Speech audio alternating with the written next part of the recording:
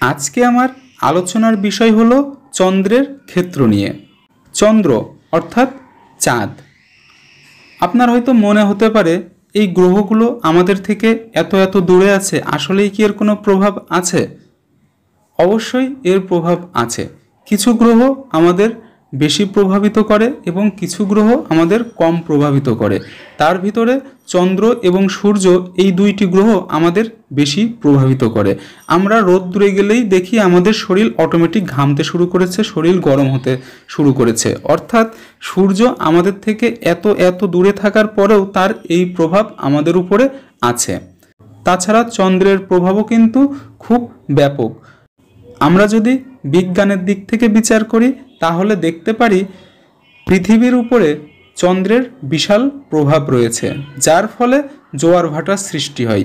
যেহেতু এই প্রভাবটা পৃথিবীর উপরে আছে এবং আমরা পৃথিবীর ভিতরে বসবাস করছি, সেই ক্ষেত্রে চন্দ্রের প্রভাব, সূর্যের প্রভাব এবং অন্যান্য গ্রহের প্রভাবও কিন্তু আমাদের ভিতরে বিদ্যমান।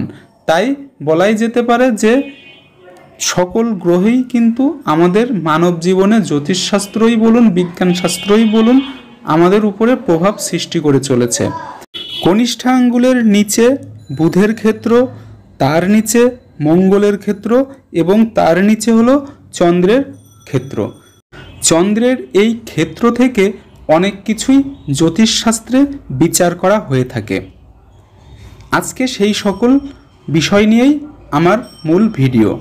সবাইকে আরও একবার স্বাগত জানিয়ে শুরু করছি করছাপ বিচার চ্যানেলের নতুন আরও একটি এপিসোড। আমার বিশ্বাস আপনি ভেতর থেকে সুস্থ আছেন মায়াবী এই পৃথিবীর বুকে বর্তমান পরিস্থিতিতে। চন্দ্রের ক্ষেত্র যদি সুগোল হয়, সুগঠিত হয়, ফোলা হয়, শুভ কিছু সাইন থাকে অথবা চন্দ্রের রেখা থাকে, তাহলে এই ধরনের জাতক জাতিকারা কল্পনাপ্রবণ বেশি হয়ে থাকে। এরা লেখক, কবি, আদর্শবাদী, ভাবপ্রবণ, ভ্রমণশীল এবং রোমান্টিক ধরনের মন থাকে তাদের। বিখ্যাত শিল্পী, গবেষক কিন্তু এই চন্দ্রের অবস্থান থেকেই নির্ধারণ করা হয়ে থাকে। এই ধরনের জাতক জাতিকারা খুব কল্পনাবিলাসী তবে আদর্শবাদী। চন্দ্রের ক্ষেত্র যদি ভালো থাকে তাহলে তারা প্রেমিক প্রেমিকার সাথে দৈহিক সম্পর্ক চায় না, তবে সবসময় বেশ রং দিয়ে কথা বলতে ভালোবাসে। এরা বিপরীত লিঙ্গের খুব প্রিয় হয়ে থাকে। এরা সৌন্দর্যের উপাসক হয়। ফুল, পাখি, গান, শিল্প এদের সবচেয়ে বেশি খুশি করে। এরা একটু বিলাসী লাইফস্টাইল পছন্দ করে।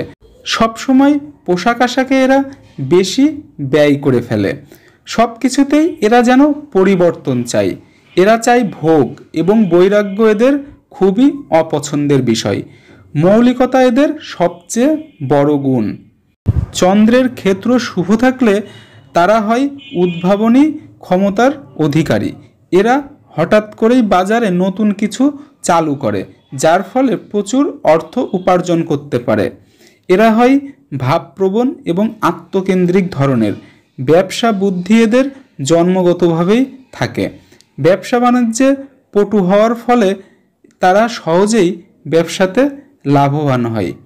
এই ধরনের জাতক জাতিকারা ভ্রমণ করতে ভালোবাসে এবং ভ্রমণে লাভও হয়। তরল পদার্থের ব্যবসা এদের উন্নতি এবং ধনী হতে সহায়তা করে। নানা ধরনের ঘাত প্রতিঘাত এদের জীবনে আসে, তবে এরা আশা হারায় না। ফলে এদের জীবনে সুযোগ আসে বহুত এবং এরা একটা একটা করে সব সুযোগই গ্রহণ করে। এরা জন্মগতভাবেই খুব ধৈর্যশীল। চন্দ্রের ক্ষেত্রে যদি তিল থাকে, ক্রস থাকে, নিচু থাকে, অপ্রশস্ত হয়, তাহলে জাতক বা জাতিকা চন্দ্রের ক্ষেত্র থেকে সম্পূর্ণ সুফল অর্জন করতে পারে না। ফলে জাতকের মনে কখনোই যেন শান্তি আসে না। সবসময় মন বিষণ্ণ থাকে। তার বুদ্ধির অভাব, চরিত্রের কুলসতার কারণে সামাজিক জীবনে অনেক দুর্নামের ভাগীদার হতে হয়। রোগের ক্ষেত্রে জাতক যক্ষা রোগ হতে পারে।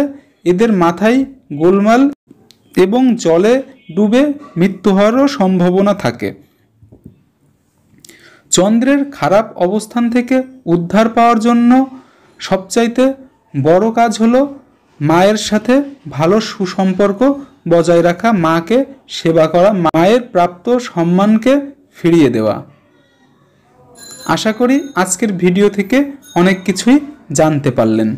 যদি আজকের ভিডিও থেকে আপনার একটু উপকার হয় তাহলে চ্যানেলটিকে সাবস্ক্রাইব করুন এবং এই চ্যানেল থেকে যে কোনো ভিডিও সবার আগে পেতে পাশে থাকা নোটিফিকেশন বেলের ঘন্টাটি বাজিয়ে রাখুন। ধন্যবাদ।